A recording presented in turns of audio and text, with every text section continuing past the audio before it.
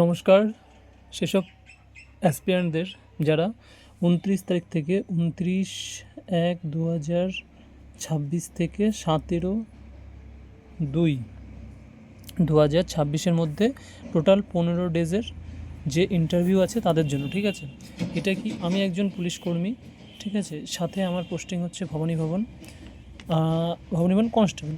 ওকে, তো এখানে আমি অনেক দিন ধরে আছি এবং আমার যে ছাত্ররা কিছু ছিল তাদের কয়েকজনের ইন্টারভিউ আছে। তো তাদেরকে আমি যখন প্রিপারেশান থেকে রেডি করছিলাম, তো সেই পারপাসে মনে হলো যে এটা সবার জন্য করা উচিত, যাতে সবাইরা সামান্য হলেও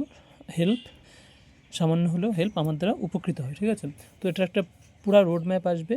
এটা আমি লিখে করাবো বা যে বোর্ড আছে সেই বোর্ডে আমি করাবো।